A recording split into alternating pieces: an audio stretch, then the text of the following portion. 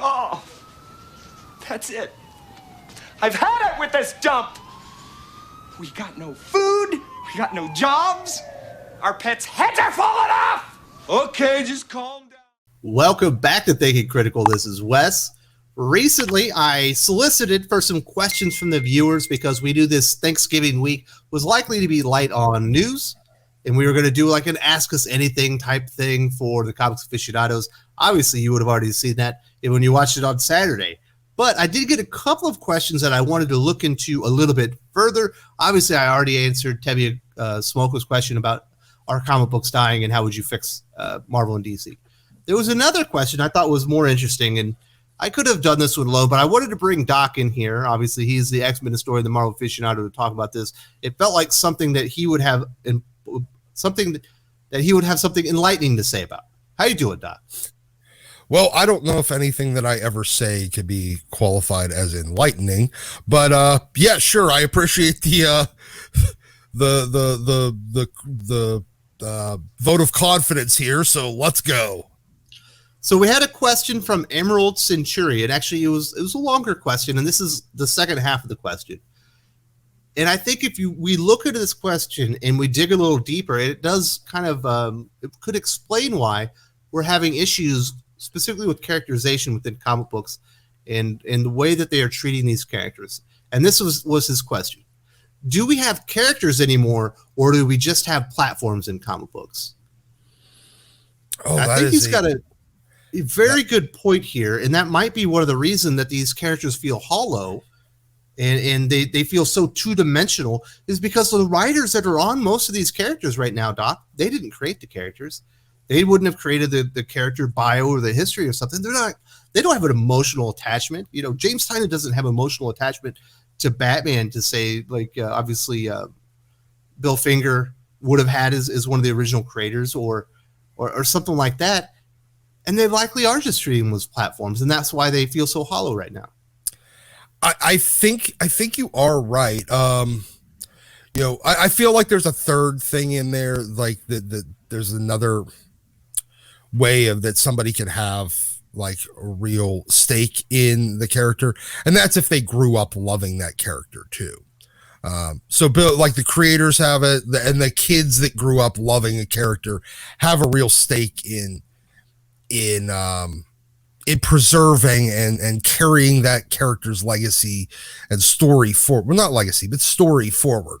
But I feel like you're right. It is, we've reached a point where there's a lot of people.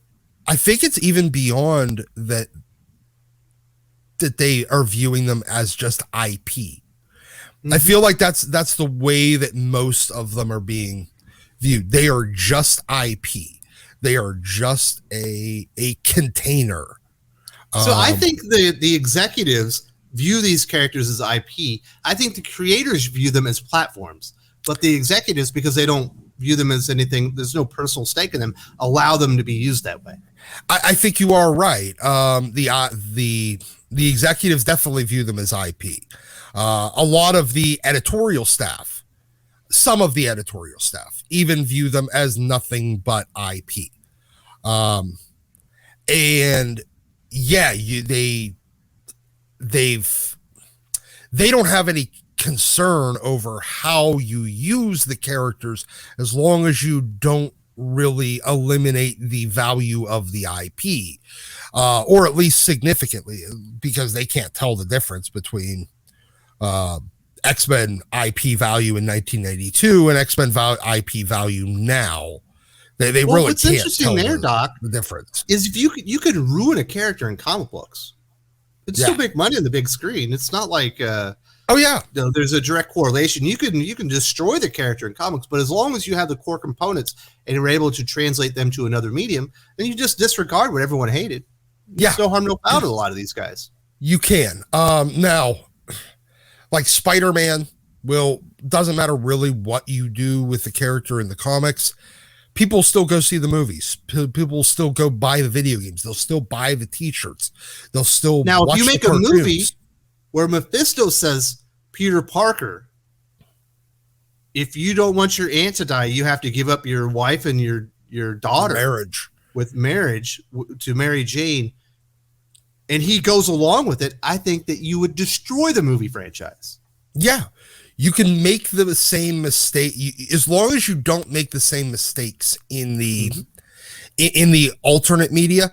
Honestly, I think because you probably couldn't even do that in a cartoon and not do damage.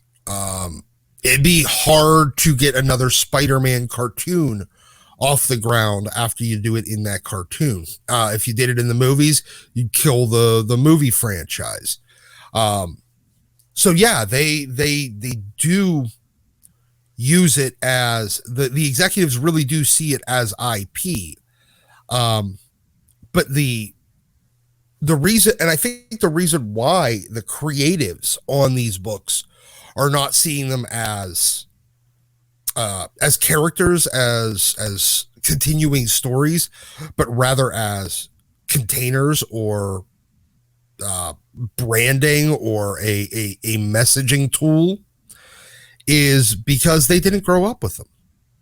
They don't care. Like, it's, you're bringing in mercenary creators that don't care about the product that they're doing, that they're working on. Yeah, it's like Kevin Smith. You remember when they said Kevin Smith's going to be doing He-Man, and he's like, oh, I've always loved He-Man. So I was always just really into Master of the Universe. And then you see earlier that there's quotes of him saying, yeah, I never actually watched that cartoon. It wasn't my thing. I was too old for it. But he's out there. He's telling everybody, screaming from the rooftops, this is everything I've ever wanted to work on. He could give two shits less about He-Man and Masters of the Universe, and then you see it in the product that ends up coming out on Netflix. Yeah, exactly. You could use people with geek cred to work on these products. You don't have to have geek cred. You think if Marvel goes up to Teeny Howard and they're like, listen, we think that you might be the person to write Spider-Man, Teeny Howard's gonna be like, I've always loved Spider-Man. I grew up on Spider-Man. I'd never wanted to do anything but write a Spider-Man comic book. Whether they ever cared about the characters or not, because they're just looking for a gig. Hey, yeah, you know what? People lie to get jobs all the time. I lied whenever I was 16 to get a job at a record store that was as the rap specialist because I needed a job. And I kind of figured it out as I went along, but these people don't even give a shit enough to figure it out. They will lie and just say, yeah, I'm a big Spider-Man fan. And the thing is, though, it's because the editorial staff, the group editors, the editors are morons. Yes. They don't know who's right for what character. They don't know what these writers are good at or what characters they really know and where they would absolutely excel to use them to their best abilities. They're just out there, well, I like this person. It doesn't care. I don't care if they actually like the X-Men or not. I want to give Leah Williams an X-Men book. So she can go and ruin some more characters. More than likely. See, the thing is, I don't even think that these creatives have to lie to the editorial. Yeah. They could just be like, oh, you know what? I really, Spider-Man's not really my thing. I've never really been a big fan. Okay, fine. Look, we're still giving you the book. Just, you can't fucking tell anybody that. You got to talk like, anytime you do an interview, like you're the biggest Spider-Man fan in the world. We good? You're going to get an extra $20 in page rate for doing this versus doing that. And beyond that, when we look at where the characters are at, Spider-Man's been around 60 years. Batman's been around for 80 years. Superman's been around for 80 years. You see multiplicity, right? Yep. We're getting copies of a copy of a copy. What are we on? Like copy number 50? On some of these characters, and no wonder they're completely degraded because the overall supervision has also degraded over time. As the pay for editorial probably has been as stagnant as has been for creative, and you're wondering why we can't maintain these characters and tell any good stories. Oh God, yeah. I mean, we've probably hit the. You see it in the fact that all they do is. I think it's best demonstrable in the fact that all popular characters just have, the more derivatives they have, it's also a sign of how much out of ideas and no real clue on what to do with the original version. So, you look at the spider people, there's like 25 spider people because they ran out of, 20 attempts ago. They ran out of ideas on what to do with Spider-Man in that office. Super people, bat people. I think it's really demonstrable. You can kind of almost reverse engineer how bad they've screwed that office up based on that alone. Because they all have the same trick. Oh, well, we don't know what the fuck to do, so let's kill them and do a replacement. Or yeah, but that's not what we're talking about here, Doc. No, we're talking about, are these characters or are these platforms? And if you look like somebody like we pick on him all the time here, Jordan White, one of the card-carrying members of the Legion of Doofuses. Yeah. Even if he could see it, do you think that he cares that No. Vida Allah is using Children of the Atom as a platform and an opportunity to make a social statement regarding gender identity or whatever within society? He doesn't care about that as long as he can continue playing Hearts uninterrupted during the X-Lack meeting. That's what he cares about. Oh damn, him playing Hearts is but no, you're right. Or Minefield, whatever that. He's probably playing Minesweeper, or maybe he's going old school and playing some Angry Birds, just solitaire. You're right. As long as he doesn't have to explain in a press interview why somebody that is explicitly said they hate a thing is running that thing, he doesn't really care. He doesn't really care what the messaging they use it for is. Did that creator, were they actually stupid enough to go and admit that they're just using these characters as propaganda messaging tools? Recently, no, as long as they don't, I don't care. Marie Javins, in an interview that I talked about here on the channel, said, well, essentially we couldn't make Clark Kent Superman bisexual. We can't use established characters to push our own personal viewpoints and politics within the comic books, and that's why they did it essentially with John Kent. She admitted it. She's the EIC, the EIC of DC Comics. And to be perfectly honest, that's one case where I'm like, I can't believe you're that stupid. She's saying the quiet part out loud. Up until this point, it's always been up to but I guess they're realizing they're past the point where they have to hide it. All the people that we're going to leave already see it. We've already seen it. We've already recognized it, and we already would have left. Anybody that's still sticking around, anyone dumb enough like me to still stick around on some of these books where it's obviously being used as nothing but a messaging tool, a container upon which you can shove your message in that just happens to look like Wolverine or Spider-Man or Batman. Anybody dumb enough to still be sticking around, just because they come out and say the quiet part out loud doesn't mean we're probably not going to go anywhere, because everybody's seen it for years. No, and it's been a slow trickle. They didn't just push all their fans away in 1 week. It took them years to do this. It did. You can't do this kind of damage. It's erosion over time. Yeah, but it's like every other real major shift in comics, in entertainment, in politics, in the world in general, in whatever. It's always a slow burn. People play the long con. They are, and honestly, the real hardcore people that want to use tools to and especially pop culture icons in order to send a message, they don't care if that message actually even really gets sent in their lifetime. They're fine. They did it. Yeah, they will be remembered by history, and that's where they're concerned about. They're not concerned that, well, I didn't get to make Bruce Wayne himself a gay, commie, trans, billionaire that gives all his money away. and solves the world's problems, because that's how Batman really should have done it. I didn't get to be the one to get us there, but I got them this part of the way, and then somebody else got them the rest of the way, and then this other person got them, was able to shift the character completely until it was at that thing. And I will be remembered as part of that. They don't care. They're happy to watch things happen 20 years after they're done on a book, 30 years after they're done. And they can smile and say, ooh, I started that process going. It's crazy. Because it's almost like failure is just celebrated nowadays, because I don't think success really is measured on, did you satisfy your customer? Were people happy with the work that you did? Success really isn't measured on, did you make your company money?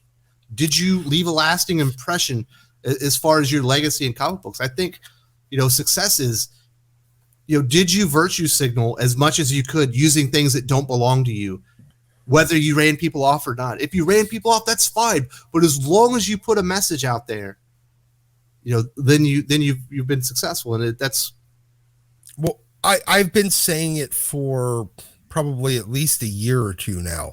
I've referred to comics as a post-success industry. They don't care anymore. They don't care about sales. They don't care about accolades that anyone actually gives a damn about.